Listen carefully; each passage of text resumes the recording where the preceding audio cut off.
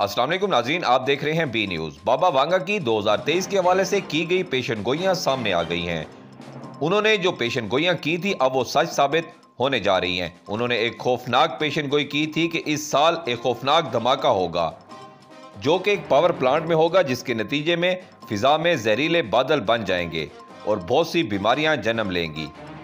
बाबा वांगा ने यह भी पेशन गोई की थी कि ज्यादातर बच्चे लेबॉर्ट्रीज में पैदा होंगे, बल्कि ये भी कहा था कि लोग अपने बच्चों की पैदाइश से पहले इनके रंग और खदोखाल का भी इंतखाब कर सकेंगे।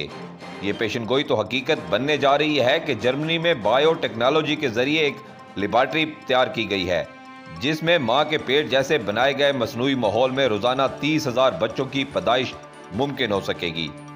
इसके अलावा और भी बहुत सारी पेशन गोइयां बाबा वांगा ने की हैं, जिन पर बात करना बहुत ज़रूरी है। इस हवाले से माहिर इल्म नजूम अजीम जाफरी साहब का कहना है कि बाबा वांगा के मुताबिक 2023 में एक ऐसी बीमारी दुनिया में आने वाली है जिसका असर दिमाग और आंखों पर होगा। उन्होंने लोगों को नसीहत भी की है कि जब वो बीमारी आए तो अपने सर और आंखों को कवर करके रखें।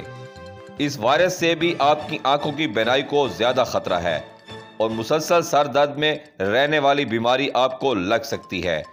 इन्होंने मजीद बताया कि कोरोना वायरस से ज्यादा एहतियात करना होगी। बाबा वांगा ने बताया था कि 2023 में एक एटमी धमाका हो सकता है, जिसकी तस्दीक माहिर इल्म नजूम अजीम जाफरी ने भी की। उन्होंने मजीद कहा कि वेस्टर्न कंट्रीज में कोई बड़ा हादसा हो सकता है।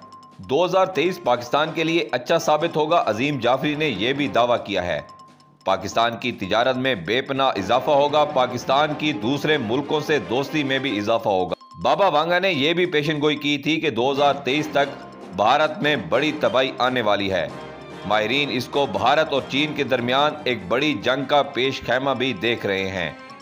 नाज़रीन ग्रामी, हालात तो वाकई पूरी दुनिया के तेजी से आगे जा रहे हैं और जिस तरह दुनिया एक दूसरे से बाजी ले जाने की दौड़ में लग चुकी है, आने वाले चंद सालों में दुनिया का नक्शा तब्दील होता हुआ दिखाई दे रहा है। दूसरी जानिब इसराइली रब्बी ने भी दावा किया है कि इनका मसीहा दजाल भी 2023 में इनके दरमियान होगा।